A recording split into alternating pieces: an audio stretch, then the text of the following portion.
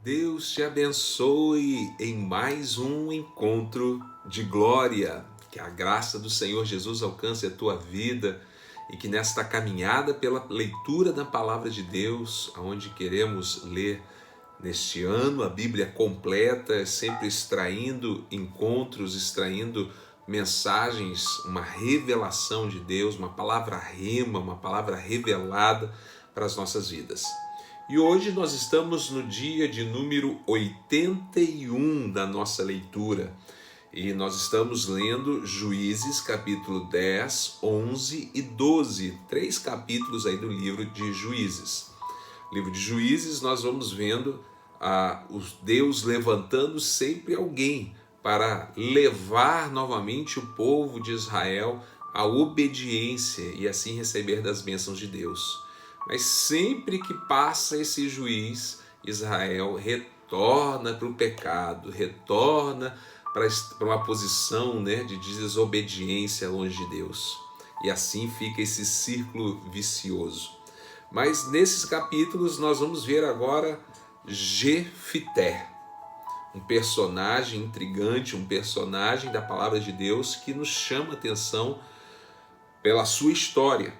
Lá no capítulo 11, verso 1 diz assim: Era então Jefté, o gileadita, homem valente, porém filho de uma prostituta. Gileade gerara a Jefté. Aqui inicia a história de Jefté. Diz o texto, homem valente, porém filho de uma prostituta.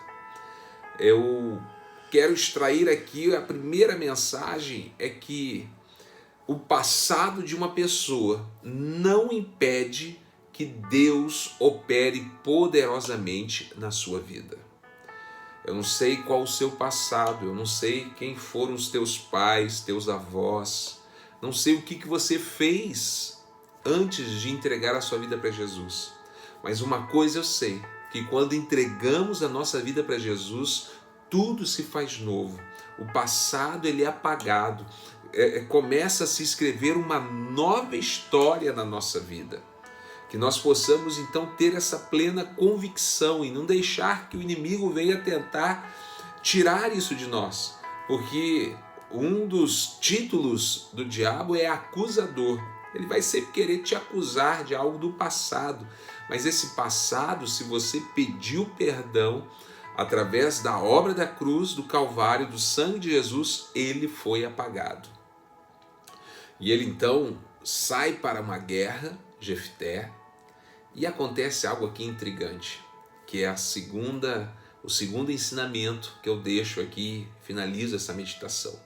Ele faz um voto diante de Deus, um voto impensado, um voto que Deus não tinha pedido que ele fizesse. Enfim, ele se precipita fazendo este voto, dizendo assim: se o Senhor me der a vitória nesta guerra, a primeira pessoa que sair da minha casa, quando eu estiver chegando, depois da vitória, estiver chegando, a primeira pessoa que sair, eu vou oferecer em sacrifício ao Senhor. E ele ganha aquela batalha, ele retorna para casa e sai a sua filha querida, amada, para se encontrar com ele, dançando, alegre. E ele então chora, dizendo: não é possível, não acredito nisso. Mas ele cumpre o seu voto. Sabe, eu vejo aqui algumas coisas importantes. No final eu vou tentar te dar aqui um outro ponto de vista a respeito desse texto. Mas, primeiramente, o quanto que um voto é sério. Ainda que foi um voto precipitado, um voto que Deus não pediu, mas se ele fez, ele precisa cumprir. Deus não se agrada de voto de tolo. Então não se precipite, não faça, saia aí fazendo votos de qualquer forma para com Deus, porque isto é algo que Deus não aceita, votos de tolo. O voto, ele precisa ser cumprido. Aquilo que nós nos comprometemos com Deus precisa ser realizado. Então, o voto é algo importante, claro, mas precisa ser feito com seriedade, sempre com respaldo da palavra de Deus. Também não é sair fazendo voto do que der na cabeça, não. É o respaldo da palavra, para não ferir a esse voto, por exemplo, feria o que a lei de Deus. Deus nunca aceitou sacrifícios humanos, então, nesse ponto de vista, estava ferindo. Então, um voto que não tinha o respaldo da palavra.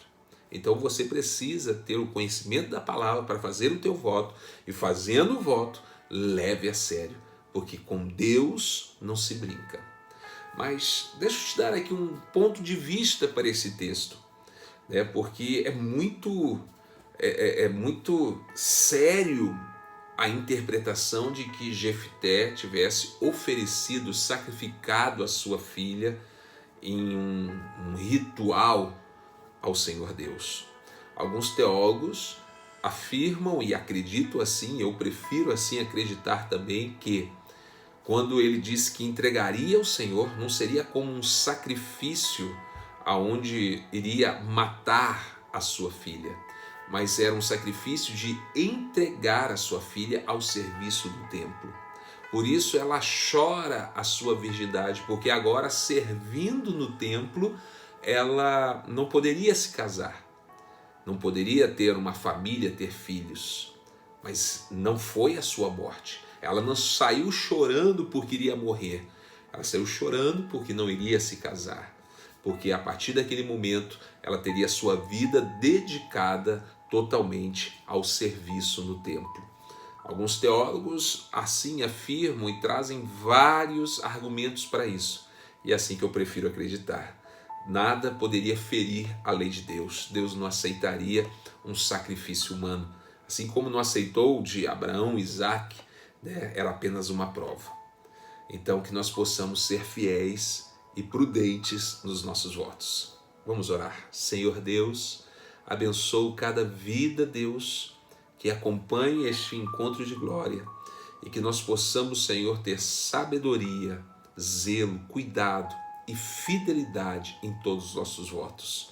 Não importa o passado deste homem ou desta mulher, o que importa é a nova história que está sendo escrita através do propósito e da vontade de Deus. É o que eu oro e agradeço. Amém, Jesus. Deus te abençoe. Nos siga aqui no canal, assista os demais vídeos, se inscreva, compartilhe. Eu tenho certeza que Deus tem falado com você. Deus te abençoe e até amanhã em mais um encontro de glória.